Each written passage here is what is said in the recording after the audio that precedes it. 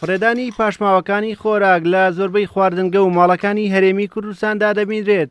ڕەنگە لای زۆربەی هاوڵاتیان ئەو پاشماوە با کارێکی ئاسایی سیر بکرێت کە فڕێ دەدەن، بەڵام لە ڕۆئابوووریەکەیەوە بە زمانی ژمارەکان بە فیرۆدانێکی ئاشکرایە. باپی ئەمارەکان مانگانە لە سنتەری شارەکانی هەولێر و سلێمانی و دوهۆک و هەڵەبجە بە بێ قەزا و ناحەکان نزیکەی 150,000 تۆن خۆڵ و خاشاک فڕێ دەدرێت، کا نزیکەی لە 158 مادەی خۆراکین و بەپێی لێکدانەوە ئابوووریەکان بۆ هەر مانگێک ئەو پاشماوە خۆراکیانەی کە فڕێ دەدرێن بە زیاتر لە 250 ملیۆن دۆلار دەخەمڵێنرێت. کەواتە ئەمە خۆی ژمارەیەکی ئێجگار گەورەیە، کەواتە لە هەر بەدەردانی ڕۆژەکان نزی تۆ توانی قوتابخانەیە دروست بکەیت، کاکە خانوێ دروست بکەیت، ڕەوزەیە دروست بکەیت، بە هی دوو مانگی بە مانگی کێتوانیت خەستەخانەیە دروست بکەیت.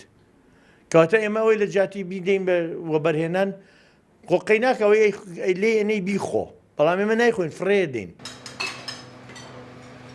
هەندێک لە هاوڵاتیان وا ڕاهاتوون کە زیاتر لە پێداویستی خۆیان خۆراک بەکار بهێن و ئەوەش وا دەکات زۆر جار ئەو پاشماوە خۆراکیانەی کە دەمێنێتەوە تێکەڵ بە خۆڵ و خاشاک بکرێت و فڕێ بدرێت. حسابی کیلۆی بەوکە مەچێتە 50-60 کیلۆ زیاتر ڕۆژانە ئارەوەڵا پاشە ڕۆمانەوەنا ئەبێ ئێمە وەکو خۆمان ئەوە نەمانەبێ. سەرەڕای زیانە ئابوووریەکانی فرێدانی پاشماوەکانی خۆراک لە ڕووی ژینگەیشەوە زیانێکی زۆر بەدوای خۆیدا دەێنێت و ئەوەش بە هۆکارێک دەزانرێت بۆ بڵاوبوونەوەی ڤایرۆسی جۆراوجۆر بۆ پیسبوونی ژینگە. لە هەمان کاتە ئەم مادە ئۆرگانیانە زۆر جار سەرچاوەیەکن بۆ دەردانی کۆمەڵە گاز کە لەوانش بە تەکید میثانیانتیایە کە فلاش پۆینتەکەی نزمە بە زۆر جارش گازەکانی تریش بە هەمان شێوە فلاش پۆینتەکانیان نزمە بێتە هۆی گەرگرتن. لە هەرێمی کوردستاندا زۆرینەی هاوڵاتیان موسڵمانن. با پێی بنەماکانی ئاینی ئیسلامیش فرێدانی پاشماوەکانی خۆراک بە زیادە خەرجی ئەژمار دەکرێت و ئیسلامیش سزای خۆی بۆ ئەو جۆرە کارانە داناوە. دەبێ ئینسانەکان لەسەر سفرەکانیان کاتێ نانیان خوارد نان ئەخۆیت دەفەرمی ئەگەر دەن کە برنجێکی لەکەوتە سەر زەوی مێڵکەوتە سەر زەوی ئەوەش هەڵگرەوە چونکە ئەوەش هەر یەکێکە لەو خۆرانەی کە پاک و بیخۆی. ئێمە تەبیعاتێک و سروشتێکمان دروست بووە کە عورف و عادەتە نەک دینە.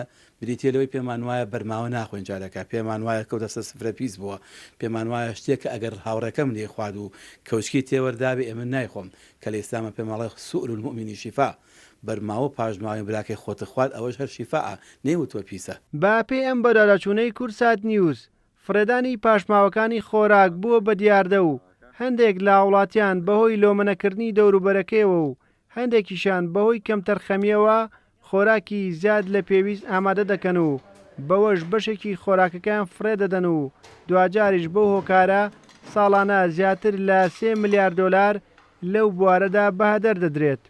ڕێبازیوە کورسات نیوز سلێمانی.